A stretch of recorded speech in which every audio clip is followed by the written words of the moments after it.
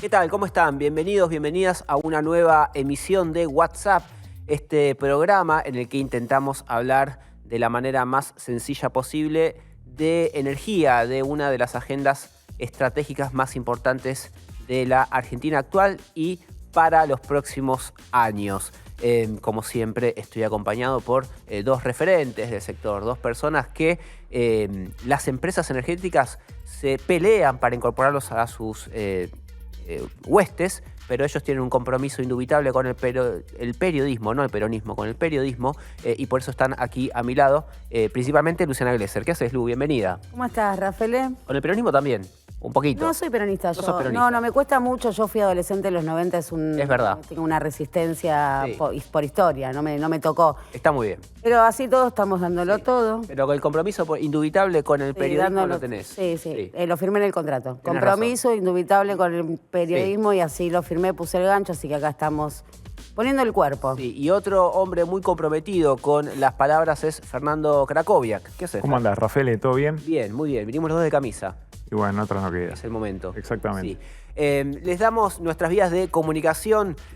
Como siempre tenemos un mail, @streamwhatsapp, @gmail. Pueden escribirnos ahí, comentarnos lo que les parezca. Y nuestras redes sociales, que es @whatsappstream. Estamos en YouTube, estamos en Instagram, estamos en X y estamos también en TikTok, donde subimos en las distintas redes contenido para que ustedes puedan compartir, difundir, comentarnos y ayudar también a que más gente pueda incorporarse a esta hermosa y dinámica comunidad. Ahora sí nos metemos rápido en la agenda de la semana, que tuvo un hecho político determinante. Han condenado, la Corte Suprema ha confirmado la condena a la expresidenta Cristina Fernández de Kirchner, 6 meses de prisión e inhabilitación perpetua para ejercer cargos públicos. Esto tuvo, por supuesto, y está teniendo, esto está todavía en vías de desarrollo, un montón de impactos a nivel político y también a nivel económico. Va a haber cierto reacomodamiento de un montón de agentes y de protagonistas de la política y de la economía que esperaban este desenlace. Algunos los deseaban, otros no, pero fue, como dijo también Cristina ayer me refiero al día de conocimiento de su sentencia, el martes, una especie de crónica anunciada, porque, bueno, todo indicaba que esto iba a ocurrir. Hablando fuera de micrófono con mis compañeros, teníamos un debate que vamos a traer ahora al aire, porque yo les comentaba que hubo ayer, martes, 10 de junio, en Wall Street y en la bolsa porteña, gente que descorchó el champagne y se puso a comprar acciones y bonos como loco. Hubo fuertes subas, el Merval subió más del 4% en dólares. Los ADR, las acciones argentinas que cotizan en Wall Street, tuvieron subas de más del 7% en algunos casos. Subieron de los bonos y demás. Y acá estaba la disyuntiva de si esto obedece a Cristina, si obedece a alguna medida que también tomó el gobierno, si obedece a las dos cosas o si Cristina no tiene nada que ver. Vamos a meternos en eso, pero primero quiero pedir que ponchemos en pantalla lo que subió este martes la acción de YPF, la principal petrolera del país, que cotiza en Wall Street. YPF tuvo una suba, ahí lo ven ustedes en verde, este es un gráfico que saqué de Raba Bursátil, un 7,56% en dólares de un día para el otro. ¿Toda esa línea es un día? La línea son los movimientos dentro... Julio a... Todo el mes. Sí, las barritas, ahí tenés el movimiento intradiario. Vos guíame porque yo no veo absolutamente nada. Veo que dice 36.29. Es el precio del ADR y abajo tenés el más 7,56. Pero el periodo que mide toda esa línea que va cambiando verde y rojo es un año. No, eso te dice de julio a esta parte y los verdes y rojos son las barritas en función del volumen que se fue moviendo. Ok. Pero quedémonos con la suba, ¿sí? Lo que subió la acción, que realmente fue muy importante, 7,56. Mirá lo que subió Pampa, la compañía de Marcelo Mindlin, también en Wall Street. A ver si lo tenemos por ahí. 4,14, 76,2 dólares cotizó este martes. Mirá lo que subió Edenor de Vila y Manzano, empresa que también era de Mindlin hasta que hace un par de años intervino ahí el grupo que capitanea Manzano, 5,51. Y por último, lo que subió Vista, la empresa de Miguel Galucho. En este caso no es una ADR, es una acción que cotiza en Wall Street, pero también 4,12. Esto también se replicó en bancos, se replicó en empresas, en menor cuantía se replicó en empresas de otros sectores. Pero acá la cuestión, esto fue durante todo el día de ayer, el fallo se conoció ayer a la tarde, los mercados estaban ya cerrados, pero hubo un increyendo. Se fue sabiendo a lo largo de toda la jornada que la Corte iba a fallar como falló. Y por eso está el debate de, che, ¿acá hubo gente festejando o esto obedece a otra cosa? Yo levanto la mano, para mí fue gente festejando, más allá de que hubo también otras medidas, una medida vinculada a el movimiento de capitales. El gobierno dijo, vamos a liberar más la cuenta de capital para que el que venga a hacer carry trade pueda irse cuando se le cante y no tenga que esperar 6 meses. Ahora, igual el debate no era si estaba o no la gente festejando, creo yo. Por lo menos yo lo que decía fuera de cámara es que ayer probablemente hayan festejado, pero que el festejo, para mi gusto, duró bastante poco, porque si hoy muchas de esas acciones están cayendo, pareciera que no hay un cambio de escenario estructural, porque si hay un cambio de escenario estructural, vos tenés una tendencia a la suba que se sostiene más allá de un día. Esto es como espasmódico, digamos, celebran, pero rápidamente pareciera que en lo estructural no cambia nada.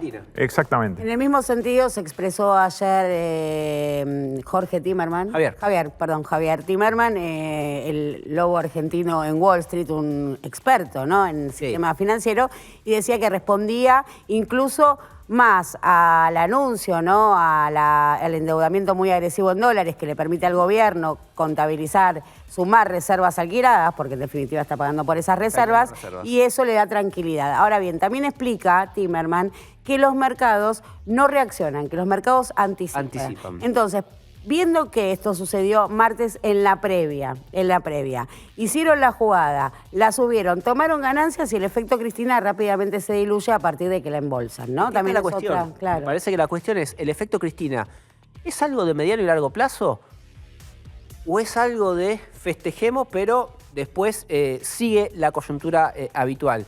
Vamos a desarrollar durante el programa, vamos a tener un invitado con el cual vamos a poder hablar de esto, de cuál es la mirada vinculada a si el escenario económico cambia, si el escenario político se complejiza. Pero ayer hubo un movimiento de mercado. El mercado, a veces se le pone una cuota de racionalidad a cosas que son bastante viscerales. Digo, son datos de volatilidad porque si bien es cierto, ¿no?, una suba del 7% es una suba significativa, digo, no es un cisne negro. Digo, hay subas. Y lo veíamos, ¿no?, en el mismo gráfico que vos mostrabas, Rafael, que tuvo diferentes picos en diferentes momentos. Y hay diferentes coyunturas, ¿no? También. Pero por eso... Digo, porque también vemos, si vos vemos, por ejemplo, la acción de YPF, para tomar una sola de esas acciones, el recorrido de la acción de YPF desde la gestión de Marín está golpeada. Digo, no tengo ahora exactamente su caída, pero fue una acción que vino, que en la misma tendencia está golpeada. Ahora, haces el mismo recorrido, el mismo corte histórico con Vista, y es una acción que se revalorizó. Con lo cual también, digo, hay factores exógenos y endógenos. Totalmente. Y sobre todo en estos mercados, creo que es mucho más interesante ir a las tendencias que ver en el día a día por el grado de volatilidad que tienen y porque una vez más decimos, ¿no? Digo, no sé si muestran inmediatamente el efecto de una medida de la magnitud que tiene. A ver, además tenés que mirar. Me parece es, más allá de la cuestión. La magnitud que tiene, ¿no? Más allá de las cuestiones vinculadas a los fundamentos, a los números de la compañía, vinculadas a las expectativas de un sector, muestra el momento. Digo, a veces cuando es el resultado de una elección, lo de ayer se puede encadenar esto a un suceso político. El resultado de la elección implica que suban o bajen los precios de las acciones y los... Pero pensalo así. ¿El gobierno está contento con esto? ¿Lo beneficia al gobierno? No, el gobierno no lo beneficia. Y entonces tal vez no hay un impacto electoral significativo. Bueno, por eso. No creo que sea tan lineal. Creo que en algún lugar lo lo golpea por ese ímpetu de querer ganar o querer ponerle el último clavo en términos políticos, pero por el otro lado era muy difícil ganarle a ese planteo electoral que estaba haciendo Cristina Fernández de Kirchner, con lo cual hay contradicciones. Yo creo que sí que es contradictorio, digo que no, de todas maneras no es lineal, si lo afecta o lo beneficia. En un doble juego uno puede pensar que esto, en definitiva, lo que ataca es a toda la política, porque acá lo que hay es una discusión entre grupos económicos y la política. Uno vio activar la política a todos los referentes, no solo el kirchnerismo, digo Miguel Ángel Pichetto, Emilio Monzón, Nicolás Mazzotti. Uno podría formular o poner o mencionar un amplio arco político que entiende esto en términos de esa discusión, ¿no? Que son los grupos económicos frente a la herramienta política.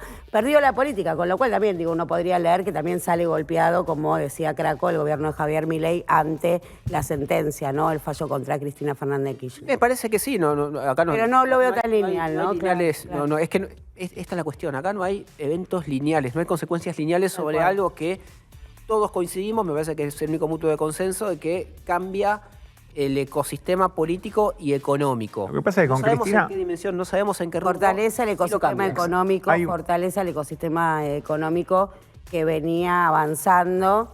Yo ahí tengo dudas, porque para mí es una decisión que introduce mayor incertidumbre de la que había. O sea, no despeja incertidumbre, sino que acrecienta la incertidumbre. Porque vos, en el escenario de Cristina candidata, más o menos sabías de acá a octubre con lo que te podías encontrar. Ahora, ¿cuál puede ser la reacción a Cristina presa? Yo particularmente creo que no va a ser muy significativa, pero hay gente de ayer que estaba hablando de un nuevo 17 de octubre. Entonces, bueno, fíjate que el abanico y la dispersión que hay entre algo no muy significativo y un 17 de octubre es bastante. Entonces, si se acerca más a lo que dicen los que piensan que puede ser un nuevo 17 de octubre, bueno, efectivamente no hay nada que festejar para los mercados, porque eso es más incertidumbre, más riesgo. Sí. Exactamente. Esas son cuestiones que se van a ir resolviendo o clarificando o empiojando en los próximos días y semanas. Sí está claro que toda la comunidad política y económica está pendiente de cómo se reacomoda el sistema con Cristina Fernández afuera de la carrera electoral, cómo se reacomoda el peronismo, cómo se reacomoda también el oficialismo, cómo se reacomoda lo que sobrevivió de aquel experimento llamado Juntos por el Cambio. Bueno, son cuestiones que se irán clarificando en los próximos días. Hubo un hecho más que me pareció conveniente de considerar. Atención a este tuit de Javier Iguacel que publicó ayer, ni bien conocía la sentencia. Iguacel festeja, gracias por el Zoom, fueron 6 años desde la denuncia de la corrupción en vialidad, hoy finalmente se hizo justicia, la estaba leyendo y me bajaron a Marcos Galperín, ahí lo sigo leyendo. Esto es apenas la punta del iceberg de un sistema podrido, digamos nunca más a la corrupción como hicimos con los golpes a la democracia, animémonos, escribe Iguacel, y veían ustedes recién que apareció Marcos Galperín para agradecerle. ¿Quién es Javier Iguacel? Fue el que en 2016, como director nacional de Vialidad, le dio un revival a la denuncia que finalmente termina en la condena de Cristina por el dinero que salía de la Dirección Nacional de Vialidad, supuestamente para hacer obras en Santa Cruz a través de empresas de Lázaro Báez, obras que no tuvieron en algunos casos la concreción final, en otros hubo sobreprecios. Todo eso había sido desestimado en una causa en Santa Cruz. Luego Iguacel la recupera, la lleva a la justicia federal, ahí se le da curso y termina con la condena a Cristina. Iguacel siguió con su trayectoria política y económica, fue después ministro de Energía de Mauricio Macri, fue intendente de Capitán Sarmiento en la provincia de Buenos Aires. Sonó, si ustedes recuerdan, cuando Mauricio Macri pensó que le iba a intervenir el gobierno a Javier Milei, luego de la primera ronda electoral, cuando se iban al balotaje y rápidamente Macri se alinea con Javier Milei. Macri pensó que le iba a poner gente por todos lados y dijo, le voy a poner a Javier Iguacel en YPF. Bueno, Milei le dijo, pues no, mi cielo. Y Iguacel terminó fuera del armado político, pero hasta ahí, porque rápidamente se recicló, armó una nueva petrolera llamada Ventia. Bendita Tierra se llama, Ventia por Bendita Tierra. Bendita Tierra, mira vos. Bueno, y Ventia fue noticia hace unos meses porque le adquirió a YPF Campos Maduros en Neuquén, el clúster Neuquén Sur y el clúster Neuquén Norte para explotar esos yacimientos de los cuales YPF estratégicamente decide correrse para focalizar en Vaca Muerta. O sea, es un empresario petrolero ahora. Es un es un empresario petrolero, entre otras cosas también. Curiosidades de este caso. Dale. Es el clúster dentro del proyecto Andes, que son todos los pozos convencionales que YPF puso a la venta con la gestión de Marín para concentrarse únicamente en Shell, que también podríamos discutir si están así, pero en definitiva esta es la política, dijo convencionales no. Vendió los convencionales, dentro de los convencionales estos eran los convencionales rentables, convencionales interesantes. Los que valían plata. Los que valen la pena. Ventia es una empresa que se conformó después de que YPF anunciara que iba a poner en venta estos pozos. O sea, ahí hay dice, va a vender, dice, bueno, hay que constituir una empresa para comprarlo. Ventia se constituye con un capital accionario de 30 millones de pesos. 30 millones de pesos para comprarte el clúster de pozos convencionales más rentable que YPF pone a la venta. Menos de $30.000. Y así todos se lo dan. Iguacel, que fue ministro de Energía de Mauricio Macri. Imaginémonos que la gestión de Pablo González al frente de YPF le vende a una empresa con estas características y esta figura a Federico Basualdo, por ejemplo. Buen punto, me gustó. Me gustó, es una buena comparación, como para tener en claro hoy. Es válida. En qué anda cada uno, válida. Me pareció interesante. Es válida. Sí, perfecto. Pero no es lo único que pasó esta semana, vamos a avanzar rápidamente, pero no queremos dejar de mencionar que si estás teniendo frío, eso para el sector energético es señal de que se empieza a importar GNL porque el gas que producimos acá en el país no alcanza para solventar la cantidad necesaria de fluido que necesitamos como país para producir y para calefaccionarnos, y Fernando Krakowiak nos pone al tanto de cómo viene la importación de GNL. La semana pasada llamaron a licitación para importar 8 nuevos cargamentos de GNL y ya se habían licitado 6 en marzo y otros 8 en abril. O sea, tenemos 22 cargamentos de GNL. Ya licitados. Y lo proyectado es llegar a 29 cargamentos de GNL en todo el año, lo que implica una erogación de $740 millones. O sea, mientras Argentina dice vamos a convertirnos en una potencia exportadora de GNL, o sea, de gas, lo que estamos haciendo ahora es importar gas, para pasar incluso más que el año pasado, para pasar el invierno y para que la gente en su hogar pueda prender la estufa, prender la hornalla y demás. Todos esos cargamentos, a British Petroleum. Los primeros 6 y los 8 que le siguieron. Los 8 que licitaron ahora no se sabe todavía, pero los primeros 14 a British Petroleum. Fueron licitaciones que ganó British. Exactamente, con un precio de $13 por millón de BTU en la licitación de marzo y 11 y pico por millón de BTU en la licitación de abril.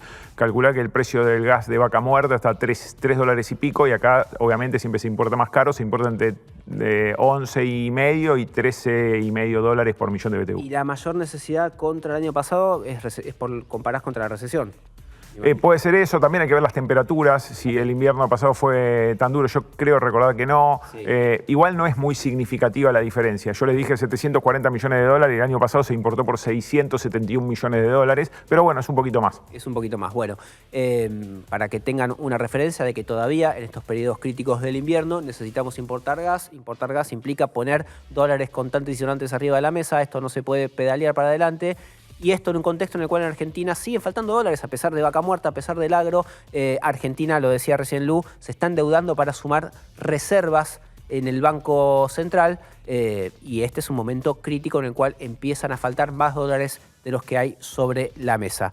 Dicho todo eso, en un primer bloque muy largo, vamos a tomar un poquito de agüita y mientras tanto lo escuchamos a Diego Golombek, que hoy nos trae una cápsula sobre la inteligencia artificial y su desmedido uso de energía. ¿Por qué necesita tanta energía la inteligencia artificial? Te lo cuenta Diego.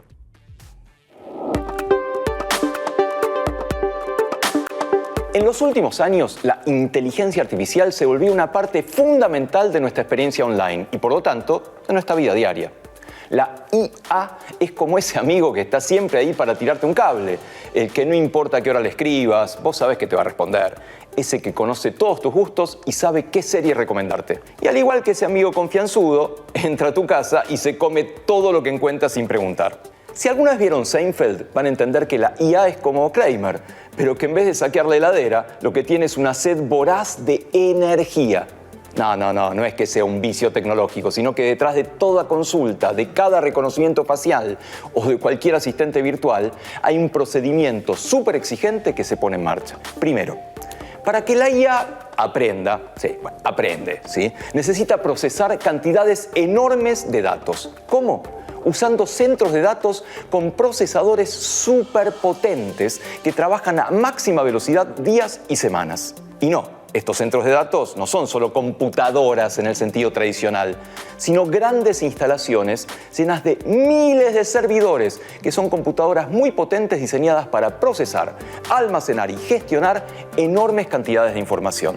Funcionan como el cerebro gigante de Internet. Cuando ingresas una búsqueda o usas un servicio en línea, esas solicitudes viajan a esos centros donde se procesan en servidores especializados. Estos centros también incluyen sistemas de refrigeración, energía y conectividad para mantener todos los componentes funcionando sin sobrecalentarse ni apagarse en medio del proceso. Es como una ciudad en miniatura, con calles, los cables, edificios, los servidores y servicios, electricidad, refrigeración, que trabajan en equipo para satisfacer nuestras necesidades digitales. Una vez entrenada, sí, se entrena, la IA sigue necesitando mucha energía para funcionar en tiempo real, procesar consultas y dar respuestas rápidas, como búsquedas de Internet o asistentes virtuales. Por ejemplo, algunas investigaciones muestran que una consulta en ChatGPT consume 10 veces más energía que una búsqueda en Google, y que generar una imagen con IA equivale a cargar un celular.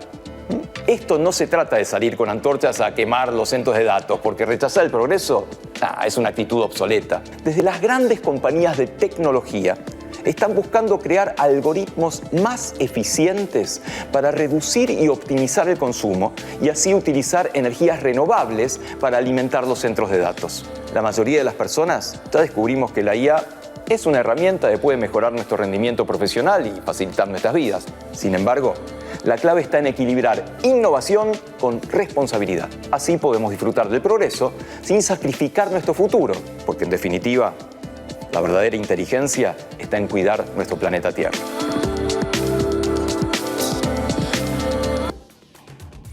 La IA consume 10 veces más que una búsqueda en Google. Mirá el dato que trae Diego Golombek. Una cosa que leí al respecto hace poquito es que recomendaban dejar de melonear, de chichonear con el GPT. Pero ahorrar energía. ¿Cómo estás? ¿Qué me podés contar? Nada, andá derecho, ¿viste? Decime lo que necesito y punto. Pero ahí el chati tiene que ayudar, porque el chati te dice, ¿te sirvió esto? Y te da ganas de decirle, y sí, gracias. Si no te pregunta, no le decís nada. Dale, perfecto. Bueno, tema interesantísimo.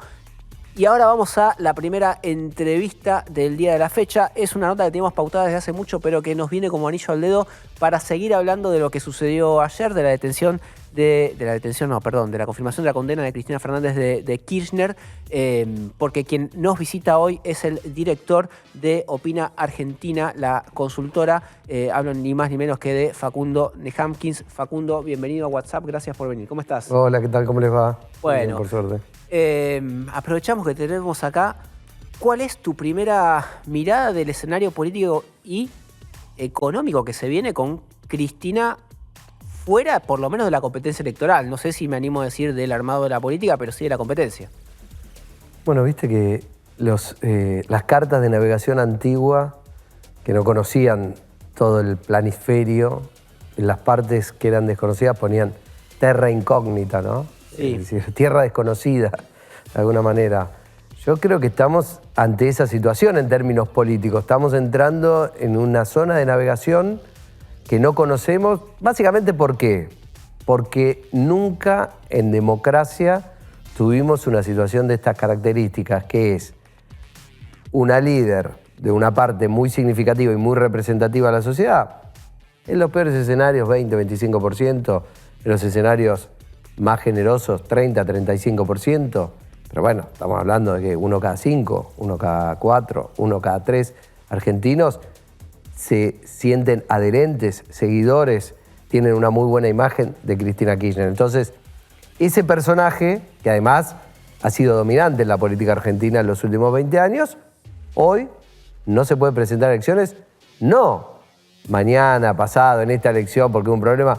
Supuestamente, en función de este fallo, y salvo que alguna instancia internacional lo revierta, no se puede presentar más a elecciones. Entonces, bueno, eso abre un escenario novedoso. Ni siquiera te diría que se puede asemejar al caso de Lula, que todavía, aún estando preso, tenía una posibilidad de revisión de la condena en el marco de la Corte Suprema de Justicia brasileña, tal como pasó después que se revisó y se vio la arbitrariedad de ese proceso por parte del juez Moro. Es decir, es una situación totalmente novedosa. Te puedo decir algunas cositas que uno se puede imaginar en función de esto.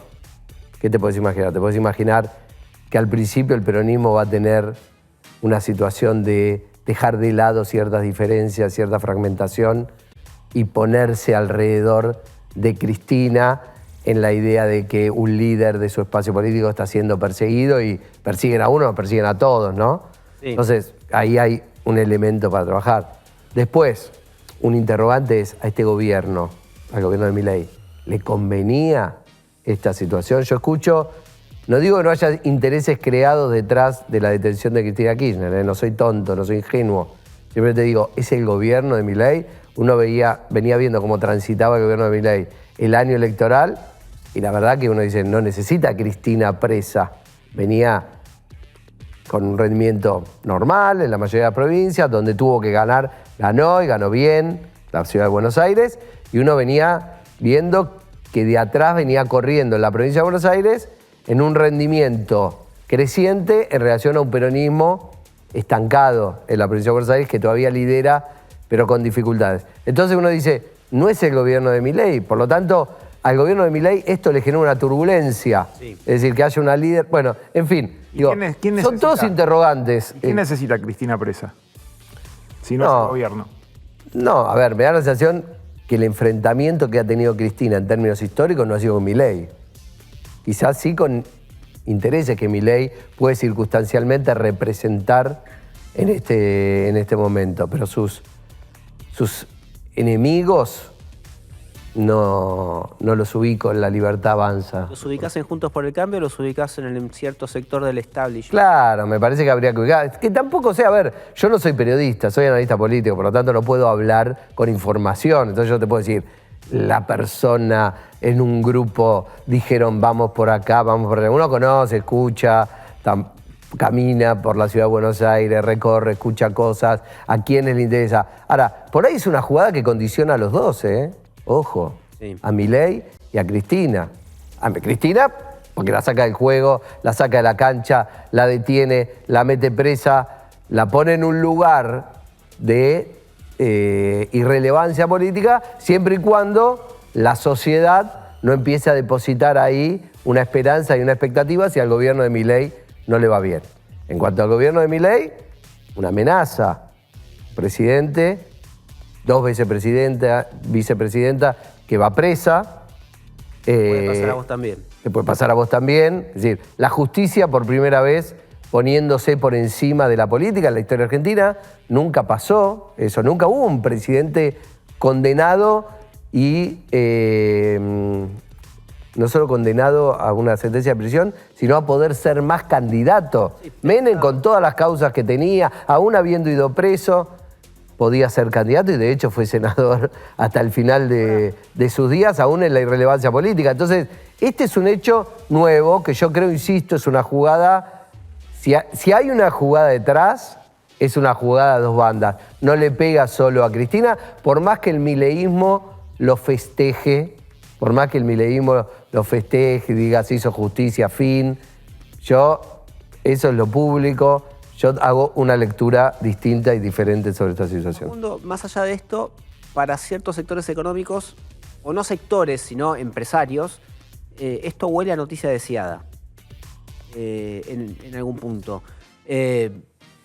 Por lo que les representaba Cristina, creo que más allá de su estilo de conducción, por sus políticas también. Esteban, por la expectativa de que se desactive, una fuerza política en la Argentina que de alguna manera discute el funcionamiento, hago entre comillas así, normal de la economía en relación al resto de América Latina. La Argentina deseable es la Argentina como Perú, la Argentina como Paraguay, la Argentina como Chile. Es decir, un país estabilizado económicamente donde lo social, bueno, es lo que produzca el mercado, ¿no? Con una mínima intervención estatal. En el único país de América Latina donde eso se discute y está puesto en discusión es en Argentina. En el resto de los países ya funciona así.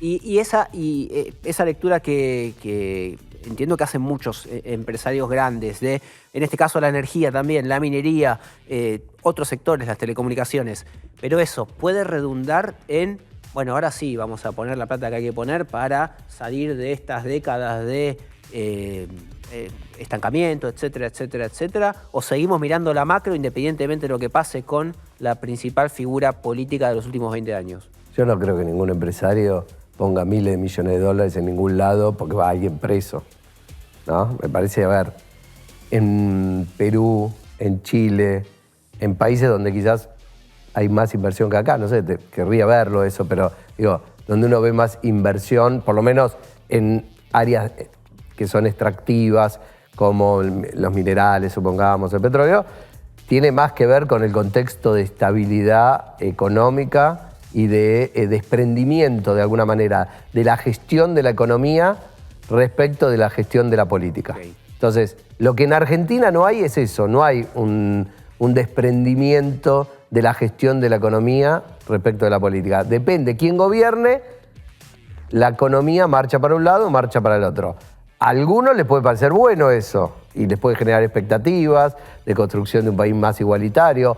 A otros eso les genera inestabilidad política. Porque claro, cuando gobiernan sectores políticos que pretenden a la estabilidad económica añadirle mayores niveles de igualdad, eso alguien lo tiene que pagar. Eso se paga en cualquier país del mundo. A ver, a veces aquí en la Argentina hay que explicar cosas como básicas, pero yo no soy economista, pero digo, en cualquier país del mundo eso se paga con más impuestos, ¿no? No es que viene por generación espontánea. Interviene el Estado y el Estado le saca. Y bueno, ¿de dónde vas a sacar impuestos? De los sectores que con mayor rentabilidad. No hay otra, no hay manera. Por lo tanto, si vos corres al espacio político, o te imaginás que es posible correr al espacio político que de alguna manera en su historia ha buscado esa redistribución de riqueza, bueno, hay una fantasía de que eso puede pasar metiendo la presa a Cristina.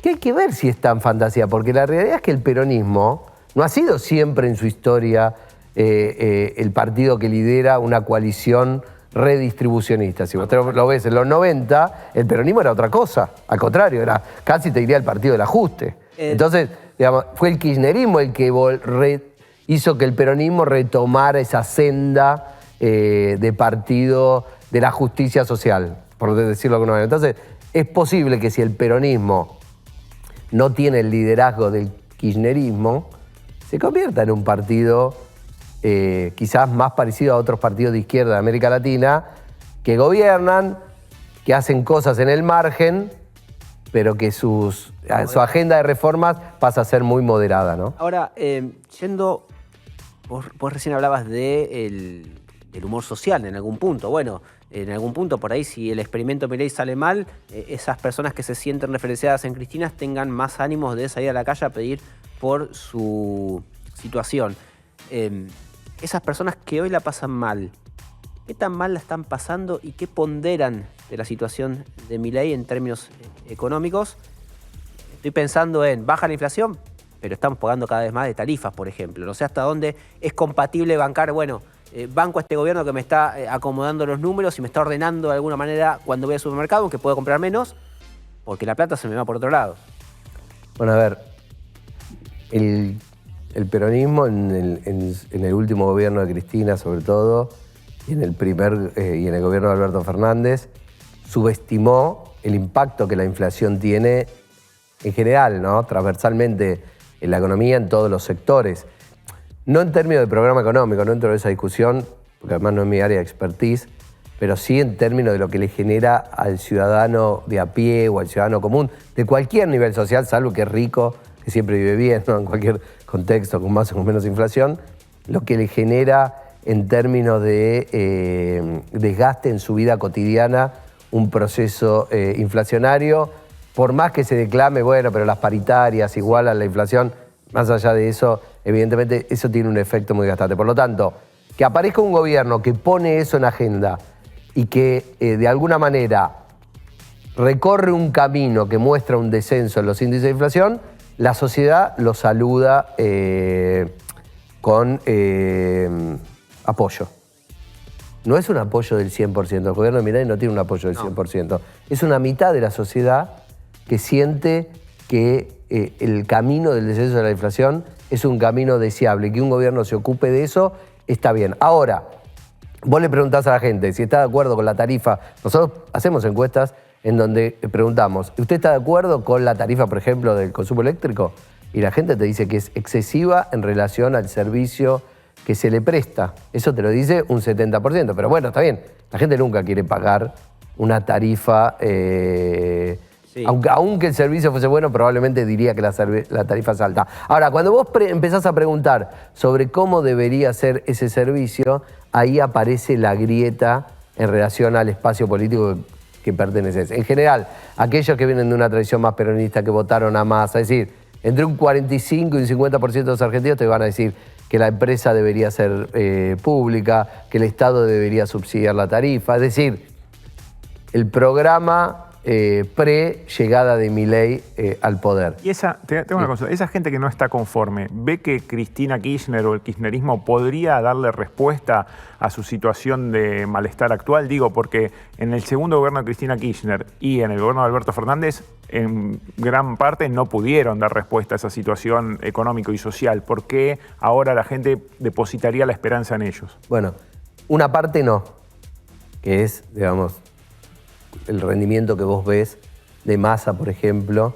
en la primera vuelta del año 2023. Es decir, al peronismo lo votó un 35% de la gente, un 36, 37% de la gente. Es decir, hay una parte de ese 50% que uno podría ubicar del lado de la grieta más proestatal, pro subsidios, más regulador, más... Bueno, hay una parte que se alejó del peronismo y no considera que el peronismo... Porque al peronismo le pasó algo gravísimo que nadie pone en la balanza del análisis político, que es perdió el halo de ser el partido de la eficiencia al momento de gobernar. El peronismo no importaba, te venía menemista, te venía kirchnerista, te venía peronista, dijo con Perón, y el peronismo era el partido que llegaba al Estado y sabía dónde estaba la botonera, qué hacer, qué no hacer, y te inauguraba un ciclo largo de algo. Convertibilidad, materias primas más viento de cola, no importa, un ciclo largo, son 10 años de gobierno con Menem, 12 años de gobierno con Cristina, con Perón, bueno, si no hubiera habido golpe en el 55, también un periodo largo. La gente el peronismo construía una coalición que le permitía reelegir. Con Alberto eso se cortó. El peronismo no supo gobernar, no pudo resolver el problema inflacionario, se le desbocó la economía, el presidente no se pudo presentar a la reelección y el que lo reemplazó perdió.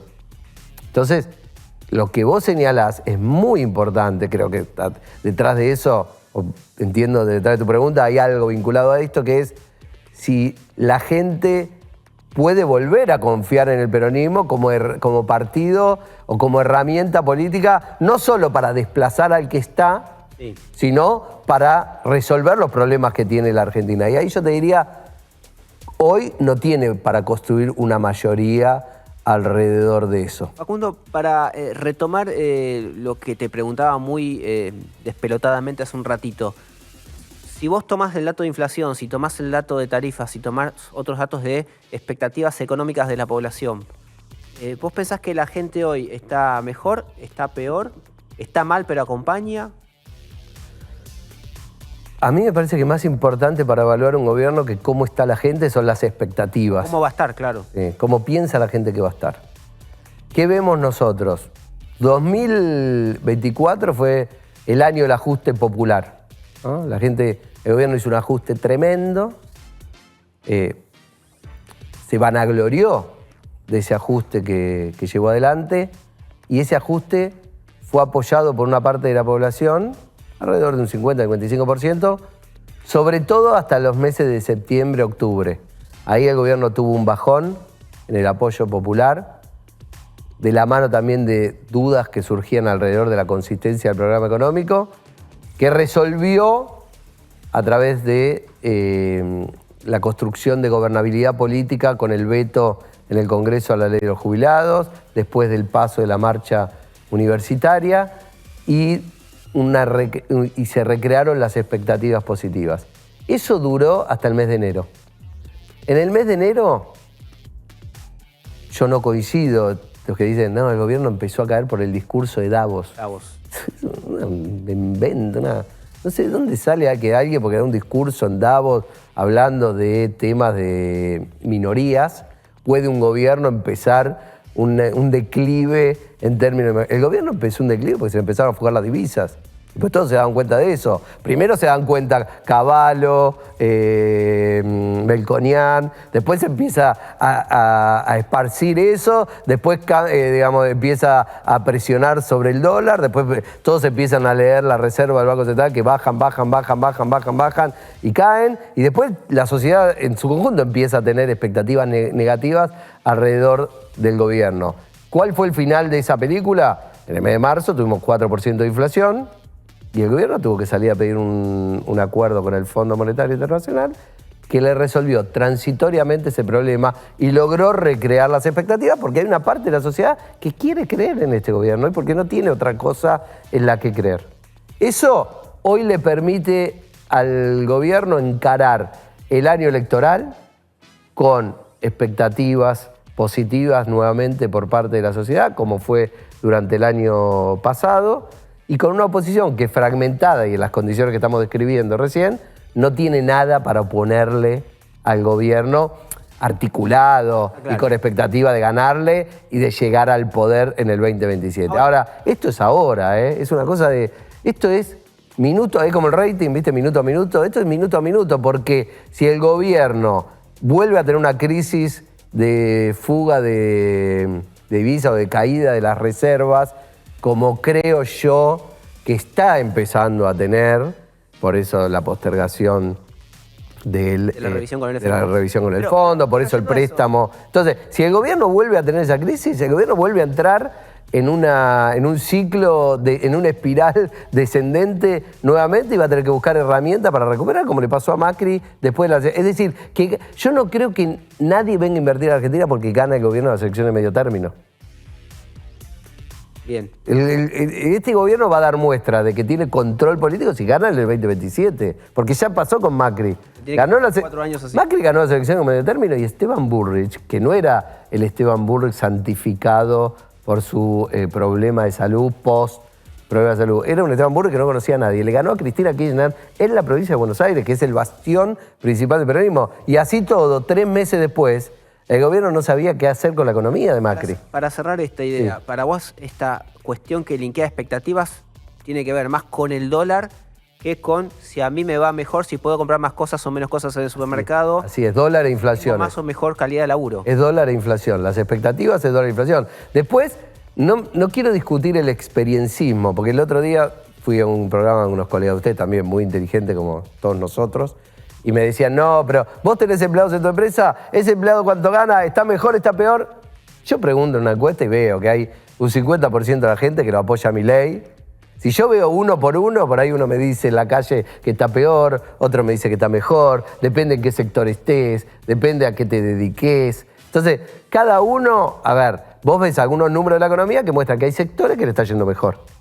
Y hay otros que le está yendo peor. Vamos a tener un país seguramente... No, este modelo nos va a dar un país igualitario, no se va a reducir la brecha social. No, digamos, es imposible, porque además tampoco lo quieren hacer. No es que lo quieren hacer y no les sale. Milei declama que no quiere, que no es parte de sus fundamentos políticos eso. ¿Es una sociedad argentina que puede soportar ser Perú, un modelo peruano? Y bueno, hoy está a la vista, ese 50% sí. A ver, el otro día compartí un panel con Andrés Malamud, que es un politólogo analista muy reconocido, y él decía algo que yo discuto, pero que él lo decía y me parecía una afirmación inteligente, decía, la diferencia entre Milei y el resto es que el resto les decía que se podía no ser Perú y le mentía. Y Milei te dice la verdad, te dice vamos hacia acá, vamos a hacer Perú. Lo que pasa es que, ¿cuál es la diferencia? Y vamos a tener 5 o 6 presidentes mientras... No, pero no, ¿cuál es la diferencia? Porque ahí vos negás la política. La política también hace que vos vayas en determinada dirección o no, porque si no, es como que hay como una especie de destino ineludible, ¿no? Que ya las cartas están marcadas. Si las cartas están marcadas, ¿para qué existe la política? Se supone que la política puede cambiar la orientación de un destino hacia un lugar quizás con menor o mayor sufrimiento, no importa, depende de quién esté, a quién le toque gobernar. Ahora, si el principal partido que defiende los intereses de los sectores populares sale desprestigiado del gobierno, sale con dificultades para representar las expectativas de los sectores que la están pasando mal, como creo que escondía la pregunta de Fernando de alguna manera, y además su líder está presa por corrupción, bueno, el camino hacia constituirse en un país con una economía más estable, menos industrializada, más extractiva y menos igualitaria, está como más facilitado, ¿no? Sí, para eso tienen que venir esas inversiones que decís que no van a venir hasta que revalide Milei, pero vamos a ver en qué sigue y en cualquier caso te volveremos a convocar más sobre el puchito. Facu, muchas gracias. No, gracias a ustedes, un placer. Y nosotros seguimos ahora con WhatsApp con una bonita historia que te va a contar mi amigo y colega Fernando Krakowiak, intitulada La Catedral de la Electricidad. En realidad no es una bonita historia, voy a ser sincero. Venimos diciendo que hay limitaciones en la generación de electricidad y venimos diciendo que hay limitaciones en la capacidad de transporte.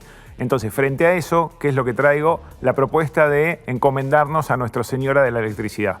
Nuestra Señora de la Electricidad es una usina que está en el puerto de Buenos Aires, al norte, en la Dársena 6, que está operada por Central Puerto, y que se la conoce como la Catedral de la Electricidad. ¿Por qué se la conoce como la Catedral de la Electricidad? Ahí se puede ver en las fotos que estamos viendo, porque tiene una nave de 140 metros de largo por 30 de alto y 2 torres de 70 metros que terminan en forma de cúpula.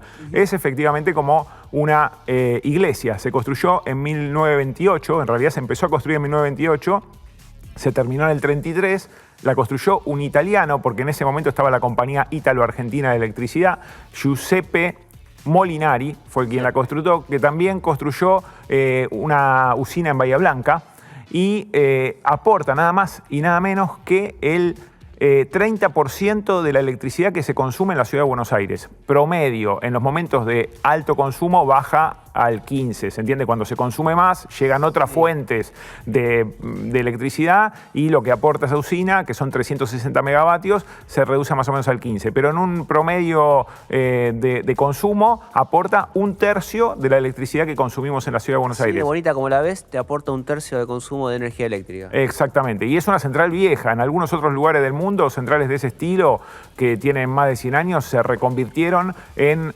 shoppings o en museos. Por ejemplo, hay una muy parecida a una estructura muy parecida a esta, no es exactamente igual, pero que hoy es el Tate, el Museo de Arte Moderno, ahí sobre las costas del Támesis en Londres. Era una central de electricidad también. Y hay otra también en Londres que la convirtieron en un gran shopping que se llama Battersea Power Station. Se llamaba Battersea Power Station, que también era una central de electricidad y ahora es un gran shopping center. Esta está media escondida. Vieron que nosotros no le ganamos terreno a la costa, digamos. La costa está como de espaldas a Buenos Aires. Entonces ahí no sobrevivió porque no tiene un valor comercial. Y no tiene tan fácil acceso, pero sí, es vieja, se la podría modernizar, pero bueno, por ahora Central Puerto aporta un 30% de la electricidad con esa usina. Efectivamente, lo viejo funciona. Gracias, Kraco. Vamos a dar paso ahora a nuestro segundo invitado del día de la fecha. Él viene de La Pampa, es el presidente de la agencia ICOMEX de esa provincia. Es Sebastián Lastiri quien tiene la deferencia de haber venido hasta acá a visitarnos. Así que, Sebastián, muchas gracias y bienvenido a WhatsApp. ¿Cómo estás? ¿Qué tal? Muy buen día para ustedes y muchas gracias por la invitación. Sebastián, ¿qué hacen en ICOMEX en La Pampa? La agencia ICOMEX se creó en el 2021, después de la pandemia, como parte de la agenda del gobernador Sergio Silioto para empezar a reimpulsar la producción, el empleo a través de la inversión y el comercio exterior, junto con conjunto de medidas de apoyo financiero, de apoyo en términos de incentivos laborales, incentivos fiscales y de fondos de garantías que permitan acompañar esa política de desarrollo de inversiones en la provincia de La Pampa, así que nos ocupamos de llevar adelante ese posicionamiento de La Pampa en distintos temas de inversiones a nivel nacional e internacional y acompañar a las empresas de la provincia de La Pampa para que las que están exportando exporten más y las que no lo estén haciendo y tengan intenciones tengan un más fácil acceso al mercado exterior, ¿no? ¿Y cómo cruza en esta agenda de ganar competitividad el tema energético? Uno asocia a La Pampa bueno, tiene participación en el sector de hidrocarburos, pero también una actividad muy fuerte de frigoríficos, por ejemplo, una actividad agropecuaria muy fuerte. Sí, quizás los que estén viendo y hayan escuchado La Pampa rápidamente lo asocian quienes no conocen el sector energético, principalmente con ganado, carnes, cereales, aceite, harina, toda la parte agroindustrial, digamos. También tiene un sector de producción de hidrocarburos que para la provincia es importante. A nivel nacional somos la 6ª provincia productora de hidrocarburos. Y la energía es un sector, energías renovables, en este caso es un sector nuevo que está desarrollando el gobierno provincial a través de su empresa Pampetrol, que originalmente fue empresa para el petróleo y se está reconvirtiendo o sumando como unidad de negocio la parte de energías renovables con una mirada, recién hablaban un poco de la distribución, bueno, también tiene La Pampa un tema de distribución de energía, que las energías renovables, además del tema ambiental, tienen una forma eficiente de resolver un problema de distribución que es generar en el lugar donde se demanda la energía y eso descomprime las tensiones en la red de distribución eléctrica, que para la zona en donde estamos focalizando las inversiones tienen este doble propósito, generar energía y resolver problemas de distribución. ¿Con qué herramientas se busca que las empresas se radiquen en La Pampa? ¿Les otorgan beneficios fiscales, comodidades de acceso? Digamos, porque es una provincia muy amplia, ¿no? Pero bueno, no tiene costa, por ejemplo, no tiene puerto, está en el centro del país. Una provincia mediterránea, exactamente. Nosotros, concretamente, hay herramientas de financiamiento a largo plazo con un banco provincial, que es una herramienta importantísima, un banco provincial sólido, que permite brindar créditos a largo plazo, con plazos de amortización entre 10 y 15 años, que para nuestro país son realmente poco vistos en el mercado. Tenemos herramientas de incentivos fiscales que lo que hacen es algo así como un RIGI. La gran diferencia con el RIGI es que el beneficio está asociado, por cada peso de nuevos salarios que se paguen, se hace un bono, un crédito fiscal se llama técnicamente, que compensa ese sueldo contra menos impuestos, por supuesto, de los impuestos provinciales, principalmente ingresos brutos, un fondo de garantías públicas que permite el acceso al crédito y una zona franca y parques industriales que permiten el desarrollo de distintas actividades industriales. Pero particularmente con el tema de energía, estamos con una apertura, una convocatoria para un parque solar fotovoltaico en General Pico que cumple con estas condiciones de resolver problemas de distribución. Una primera etapa de 15 megas en la que además de todo eso, en el marco de la Ley Provincial de Energía, lo que hemos creado es un mercado eléctrico provincial para evitar todos los ruidos y las dificultades que hay en el mercado eléctrico nacional. Lo que hicimos fue un mercado local en la que la Administración Provincial de Energía, que es el Gobierno de La Pampa, que es la distribuidora de toda la energía de la provincia, firma un contrato de 20 años con Pampetrol y Pampetrol se asocia con un privado para entregar esa energía que paga APE directamente a la UTE que se conforme. Entonces, de esa forma damos previsibilidad en términos de pago. La Pampa es una de las pocas provincias con deuda cero de Argentina, lo que a nivel nacional se discute hace tiempo en La Pampa, ya hace tiempo que es política de Estado, el equilibrio fiscal. La APE nunca en su historia tuvo un retraso en una factura de pago de energía, entonces todos esos elementos en un contexto de tanta volatilidad, tanta incertidumbre y tanta complejidad del mercado eléctrico nacional, estamos convencidos que agrega un elemento diferencial para desarrollar un proyecto de energía renovable nuevo en la provincia de La Pampa, apoyados en la experiencia anterior que ya realizamos. Perdóname, Esteban, este proceso, ¿no? Podemos decir, bueno, a partir del ruido con el gobierno nacional que estamos viendo en el sector energético pampeano, bueno, La Pampa resuelve así, tiene esta resolución.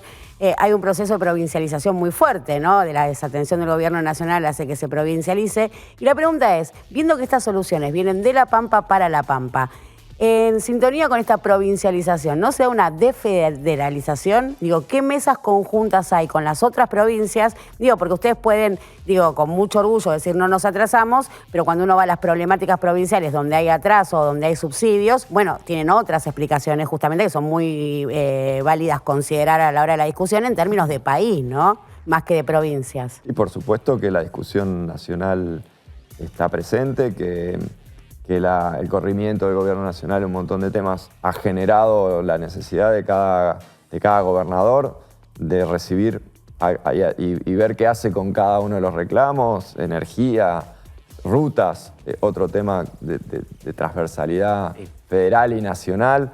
En este caso puntual hay un alineamiento estratégico entre política pública provincial y un problema. Esto venía...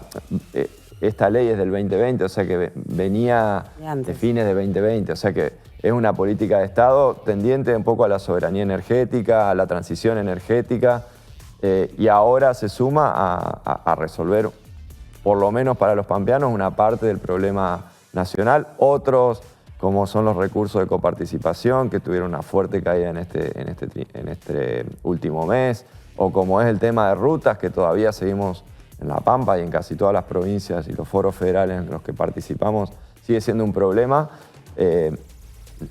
Esta herramienta no es aplicable para todos los casos, no resuelve el problema del federalismo en Argentina, ni mucho menos, pero sí es una herramienta que ayuda a resolver problemas de distribución que sí eran de incumbencia provincial y que sí permiten generar un sector de desarrollo nuevo en la provincia, buscando este equilibrio esta sinergia entre lo público y lo privado, que creo que en los últimos años nos han llevado a una falsa dicotomía ahí de qué es lo público y lo privado. La verdad que cuando uno analiza casos de éxito o de países a los que nos quisiéramos parecer, no encuentra casos en los que haya desarrollo con Estado débil e ineficiente, y por supuesto tampoco del otro lado con sector privado que no sea competitivo y que no tenga herramientas tecnológicas para competir. Entonces, en ese camino es en el que llevamos en ese contexto es el que ponemos esta propuesta concreta y específica, que es apenas un granito de arena en todo este problema y dificultades macroeconómicas y de estructura política y federal nacional, ¿no? Me quedé pensando en esto de que compraban la energía generada en la provincia en complemento de la que toman del sistema nacional. Hoy, ¿qué cantidad de energía genera la provincia para consumo propio? Y de qué manera eso redunda en la calidad de servicio. Digo, ¿tenés menos cortes? ¿Cómo lo fueron manejando? Hay dos temas. Uno es energía y otro es distribución, en la misma ecuación casi, para el consumidor en la misma ecuación. En el tema de la energía lo que hacemos es, de la factura que hoy paga la Administración Provincial de Energía a Camesa por ese... alrededor del 95% de la energía que consumimos los pampeanos viene de afuera de la provincia, para resumirlo en... Camesa, Sistema Nacional. Camesa, sí. Lo que hace este sistema es, de esa factura que paga todos los meses la APE a Camesa, que la paga, empieza a sacar X cantidad de megavatios que en vez de comprarlo de Camesa, se lo compra directamente al parque solar de Victorica, que ya está operando y entregando, y en el futuro al parque solar, por ejemplo, de General Pico, a todos los que se conecten a este mercado provincial. Entonces lo que deja de comprar de uno se achica la factura y lo paga al proveedor local. ¿A cuánto estás generando? ¿A cuánto generás el mega en el parque solar? ¿Te acordás? ¿A qué precio? Sí. A $65. Salió ahora la licitación con un máximo de $65 el megavatio, que es el precio estabilizado de la energía.